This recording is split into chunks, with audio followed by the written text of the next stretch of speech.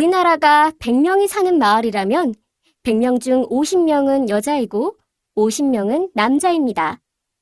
100명 중 14세 이하의 어린이는 14명이고 65세 이상의 노인은 13명입니다. 그리고 100명 중 3명은 우리나라에 사는 외국인입니다. 사람들은 어디에 많이 모여 살까요? 100명 중 92명은 도시에 살고 8명은 촌락에 삽니다. 서울, 인천, 경기를 포함한 수도권에 50명이 삽니다. 마을에서는 아기가 1년에 1명 태어나고 사람이 2년에 1명 정도 죽습니다. 2년 뒤에 마을의 인구는 101명이 됩니다. 우리나라가 100명이 사는 마을이라면이라는 영상을 보았습니다. 영상을 보면서 우리나라 인구의 어떤 특징을 알 수 있었나요? 남자와 여자의 성비를 알 수 있었습니다. 어린이 인구와 노인 인구, 청장년층 인구를 알 수 있었습니다. 도시 인구와 촌락의 인구도 알 수 있었습니다. 수도권 인구와 그 외 지역 인구도 알 수 있었어요. 외국인의 인구도 알 수 있었고 20년 뒤의 인구도 예측할 수 있었어요, 선생님.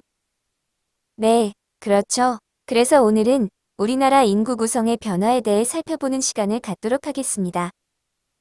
그럼 교과서 60쪽을 보면서 얘기 나눠볼까요? 먼저 인구란 무엇인지에 대해 알아야 할 것 같은데요. 인구란 무엇일까요? 한 나라 또는 일정한 지역에 사는 사람의 수를 말합니다.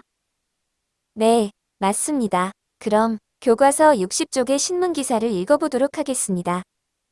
콩나물 교실은 옛말. 남는 교실이 걱정. 초등학교의 학급당 평균 학생 수가 2016년에 약 22명까지 떨어졌다. 초등학생 수가 이처럼 줄어든 것은 저출산 현상 때문이다. 1950년에서 1960년대에는 출산율이 높아 학생 수가 크게 늘면서 전국적으로 교실 부족 문제가 심각했다. 이때의 교실 모습을 콩나물이 자랄 때의 모습에 비유해 콩나물 교실이라 불렀다. 하지만 2000년대 이후 출산율이 세계 최저 수준으로 떨어져 앞으로는 남는 교실을 걱정해야 할 형편이다. 이제는 초고령 사회를 대비해야 할 때 평균 수명이 점차 길어지고 노인 인구가 늘어나면서 우리나라는 지난 2000년에 고령화 사회로 진입했다. 2017년 하반기에는 노인 인구가 14%를 넘어서 고령 사회에 도달했다. 지금과 비슷한 흐름으로 갈 때 2026년에는 초고령 사회에 진입할 것이다. 네, 잘 들어보았죠? 두 가지 신문 기사는 각각 어떤 인구 현상을 설명하고 있나요? 저출산과 고령화에 대해 이야기하고 있습니다. 네, 그럼 초등학교 학급당 평균 학생 수는 어떻게 변화했나요? 계속 줄어들고 있습니다. 그럼 초등학교 학급당 학생 수가 계속 줄어드는 까닭은 무엇일까요? 아이를 적게 낳기 때문에 초등학교에 입학하는 학생들이 줄어들었기 때문입니다. 네, 그렇습니다. 요즘 우리나라는 출산율이 세계에서 가장 낮다고 하죠. 만약 이런 저출산 현상이 계속된다면 앞으로 10년 뒤 초등학교의 학생 수는 어떻게 될까요? 아마도 한 학급당 20명 이하로 줄어들 것 같아요. 네, 하준이 말처럼 20명도 되지 않는 교실이 많아질 것 같네요. 그럼 우리나라의 65세 이상 노인 인구의 비율은 어떻게 되나요? 계속 증가하고 있습니다. 그래프와 신문 기사 내용을 볼 때 우리나라가 고령화 사회로 들어선 것은 언제부터인가요? 2000년입니다. 네, 그렇습니다. 그럼 65세 이상 인구의 비율로 볼 때 우리나라는 현재 어떤 사회에 해당하지요? 현재는 고령 사회이지만 곧 초고령 사회에 들어설 것으로 예상됩니다. 네, 맞습니다. 교과서 60쪽 아래에 보면 65세 이상 인구가 전체 인구의 7%를 넘으면 고령 사회이고 20%를 넘으면 초고령 사회라고 되어 있죠. 기사대로라면 우리나라는 지금으로부터 5년 뒤, 즉 2026년에는 초고령 사회에 진입하게 됩니다. 그럼 이제 61쪽 연령별 인구 구성의 변화를 살펴보도록 할까요? 먼저 인구 구성이라는 말이 나오네요. 인구 구성이 무엇인지 하준이가 한번 읽어보세요.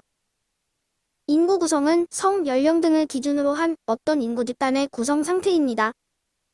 네, 인구 구성은 연령별로 크게 14세 이하의 유소년층, 15세에서 64세까지의 청장년층, 65세 이상의 노년층으로 구분할 수 있는데요.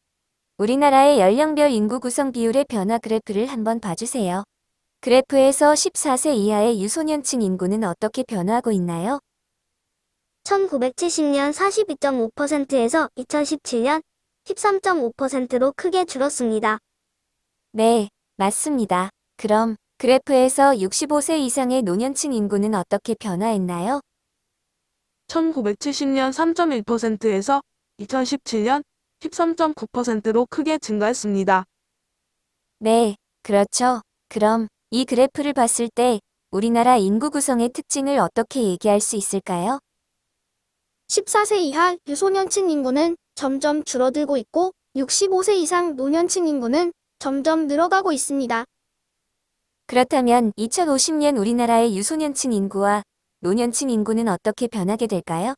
그래프에 나타내 봅시다. 그래프에 그려보았나요? 그럼 윤수가 어떻게 나타냈는지 설명해 볼까요? 2040년에 비해 유소년층 인구는 더 줄고 노년층 인구는 더 늘어나게 될 것 같습니다. 네, 그렇겠죠? 통계청의 자료에 따르면 2050년 연령 계층별 인구 구성비는 유소년층이 9.5%, 노년층이 38.1%로 예상된다고 하니 점점 더 고령화가 심해질 것이라는 걱정이 앞서네요. 그럼 62쪽으로 넘어가 보겠습니다. 공익 광고 하나가 나오는데요. 영상 먼저 확인 후 얘기 계속 나눠보도록 하겠습니다. 아이보다 어른이 많은 나라 상상해 보셨나요? OECD 국가 중 최저 출산율의 나라, 세계에서 고령화가 가장 빨리 진행 중인 나라, 2050년 노인 인구 비율이 37.3%에 이르는 나라, 그곳이 다름 아닌 우리나라입니다. 내 아이를 갖는 기쁨과 나라의 미래를 함께 생각해 주세요. 아이들이 대한민국의 희망입니다. 잘 보았나요? 공익 광고의 내용은 어떤 것인가요? 우리나라의 출산율이 낮아서 미래에는 노인 인구 비율이 높아진다는 내용입니다. 네, 그렇습니다. 그럼 공익 광고처럼 출산율이 더욱 심각하게 낮아지면 어떤 일이 생길까요? 우리나라의 인구 구성 비율에 문제가 생길 것 같습니다. 유소년층의 수가 적어지다 보면 언젠가 전체 인구 수가 줄어들 수도 있을 것 같습니다. 유소년층 인구가 적어지면 상대적으로 노년층 인구 비율이 높아져서 우리나라 경제에도 문제가 생길 것 같습니다. 노년층만 많아지고 일할 수 있는 젊은 사람들이 자꾸 줄어들다 보면 우리나라 경제도 많이 흔들릴 것 같고 국가를 운영하는 일 자체가 힘들어질 것 같아요. 네, 그렇습니다. 결국 이런 문제를 해결하기 위한 대책은 출산율을 높이는 방법밖에는 없겠죠.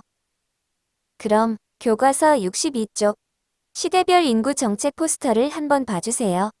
시대별로 인구 정책이 조금씩 다른데요. 정책이 어떻게 다른지 그리고 왜 그런 다른 정책을 펼쳤을지 얘기해 볼까요?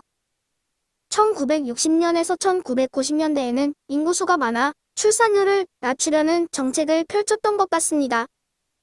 2000년대에는 자녀를 낳는 수가 줄어들어 자녀를 더 낳으라는 정책을 펼치고 홍보했던 것 같습니다. 네, 그렇죠. 그럼 주변에서 인구 정책에 관련된 공익 광고나 포스터를 본 적이 있나요? 본 적이 있다면 주로 어떤 내용의 포스터였나요? 공익 광고나 포스터 모두 본 적이 있는데 대부분 출산율을 높여야 한다는 내용이었습니다. 네, 아마 여러분은 최근에 본 공익 광고와 포스터가 대부분일 테니 출산율을 장려하는 내용을 자주 봤을 것이라 생각이 되네요. 그럼 여러분이 포스터를 만든다면 어떤 표어를 넣고 싶은지 생각해보고 발표해봅시다. 저는 더 나으면 더 나은 대한민국이 됩니다. 라는 표어를 만들어 보았습니다. 낳다와 낫다라는 발음이 비슷한 낱말을 사용하여 재미도 있으면서 쉽게 이해할 수 있도록 만들어 보았습니다. 저는 하나보다는 둘, 둘보다는 셋이 더 강한 대한민국을 만듭니다. 라는 간단한 표어를 만들어 보았습니다. 저는 어린이는 대한민국의 미래입니다. 미래의 불꽃이 꺼지지 않게 잘 밝혀주세요라고 적어보았습니다. 네, 모두 좋은 내용으로 잘 적었네요. 여러분이 적은 것처럼 우리나라의 미래를 위해 그리고 더 나은 그리고 더 강한 대한민국을 만들기 위해서라도 출산율이 올라서 더 많은 아이들의 웃음소리를 들을 수 있기를 기대해 보겠습니다. 그럼 교과서 63쪽 인구 피라미드 읽기를 보겠습니다. 인구 피라미드라는 것이 무엇인지 혹시 알고 있나요? 한 국가 또는 지역의 인구 구성을 피라미드 모양으로 나타낸 그래프입니다. 잘 알고 있네요. 그럼 인구 피라미드의 가로축과 세로축은 각각 무엇을 나타내는지 확인해 볼까요? 가로축은 남녀 인구 비율을 나타내고 있고, 세로축은 나이를 나타내고 있습니다. 네, 그럼 인구 피라미드로 무엇을 알 수 있을까요? 연령별, 그리고 성별 인구 구성을 알 수 있습니다. 네, 그렇죠. 그럼 1960년 연령별 인구 구성은 어땠는지 살펴볼까요?